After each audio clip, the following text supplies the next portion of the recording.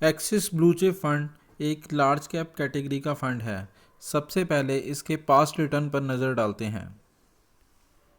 पिछले एक साल में 11% से ज़्यादा का रिटर्न दिया है, वहीं 2 सालों में 15% से ज़्यादा का रिटर्न दिया है, 3 सालों के अंदर 18% से ज़्यादा का रिटर्न दिया है और 5 सालों में 17% से ज़्यादा का रिटर्न दिया है।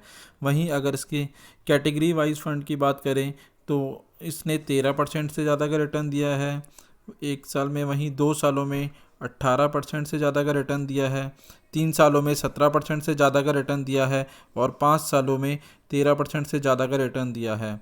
तो आप देख सकते हैं इस फंड ने पिछले 5 सालों में 4 बारी अपनी कैटेगरी को बीट करा है, तो इस लिहाज से यह एक अच्छा फंड हो सकता है।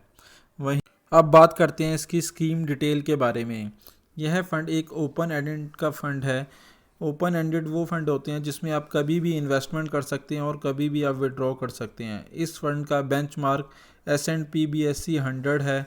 वहीं अगर एग्ज़िट लोड की बात करें तो इस फंड में अगर आप एक साल से पहले अपना अमाउंट 10% तक विड्रॉ करते हैं तो उसके ऊपर आपको कोई भी एग्ज़िट लोड नहीं लगेगा। वहीं 10% से ऊपर के अमाउंट पर आपको 1% का एग्ज़िट लोड लगेगा अगर आप एक साल से पहले विड्रॉ करते हैं। वहीं अगर आप एक साल के बाद विड्रॉ करेंगे तो उस पर आपको किसी भी तरीके का कोई चार्ज नहीं लगेगा। वहीं अब बात करते हैं इसमें इन्वेस्टमेंट की, तो SIP के केस में आप 500 रुपये से आप इन्वेस्टमेंट की शुरुआत कर सकते हैं। वहीं लमसम के केस में आप 5,000 रुपये से इन्वेस्टमेंट की शुरुआत कर सकते हैं। वहीं यह फ़ंड जो है 2010 में लॉन्च हुआ था और इस फंड का जो अभी तक के कॉर्पस का तो यह 34,181 करोड़ का है और इस फंड का जो एक्सपेंस रेशो है वह है 1.61% का। वहीं अगर इस फंड में किसी पर्सन ने अपना 1 लाख रुपए फंड के स्टार्टिंग में लगाया होगा तो आज उस फंड की वैल्यू 4,45,000 रुपये होगी। दो फंड मैनेजर के द्वारा मैनेज किया जाता है। पहले हैं श्रेष्ठ दिवाकर और वहीं दूसरे हैं हितेश दास।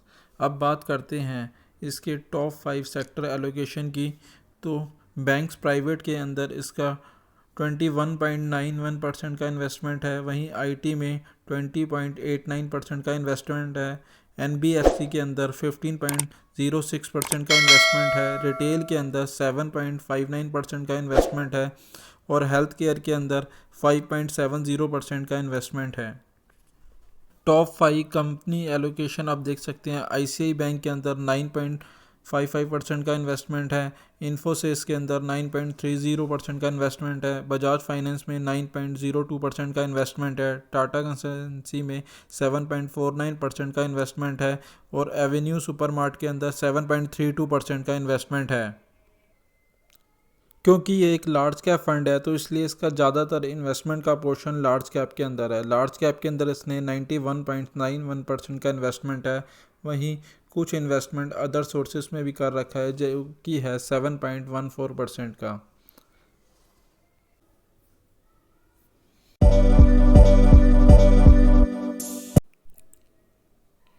Canara Robeco blue chip equity fund. सबसे पहले इस फंड के पास्ट रिटर्न पर एक नज़र डालते हैं। इस फंड ने पिछले एक साल में 15% से ज़्यादा का रिटर्न दिया है, 2 सालों में 19% से ज़्यादा का रिटर्न दिया है, 3 सालों में 20% से ज़्यादा का रिटर्न दिया है, 5 साल में 16% से ज़्यादा का रिटर्न दिया है। वहीं अगर कैटेगरी वाइज देखें तो उसने एक साल में 15% से ज़्यादा का रिटर्न दिया है, 2 साल में 17% से ज़्यादा का रिटर्न दिया है, 3 साल में 16% से ज़्यादा का रिटर्न दिया है, वहीं 5 सालों में 12% से ज़्यादा का रिटर्न दिया है। तो आप देख सकते हैं कि इस फंड ने ज़्यादातर टाइम अपनी कैटेगरी को बीट किया है, तो इस लिहाज से यह एक अच्छा ऑप्शन हो सकता है इन्वेस्टमेंट का। अब बात करते हैं स्कीम की डिटेल के बारे में। यह फ़ंड एक लार्ज कैप कैटेगरी का फ़ंड है। लार्ज कैटेगरी वह कैटेगरी होती है जिसके अंदर मार्केट कैपिटलाइजेशन के अकॉर्डिंग टॉप की 100 कंपनियों में आपका इन्वेस्टमेंट किया जाता है।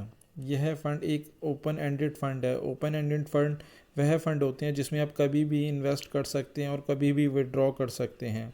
वहीं इस फ़ंड का बेंचमार्क S&P BSE 100 है और इस फ़ंड के अंदर एग्ज़िट लोड जो है यदि आप 1 साल से पहले विड्रॉ करते हैं तो 1% का एग्ज़िट लोड लगता है, और अगर आप 1 साल के बाद विड्रॉ करेंगे तो इस पर एग्ज़िट लोड निल है। वहीं बात करें इन्वेस्टमेंट की, तो एसआईपी के केस में आप 1000 रुपये से इन्वेस्टमेंट की शुरुआत कर सकते हैं। वहीं लमसम के केस में आपको 5000 रुपये की इन्वेस्टमेंट करनी होगी।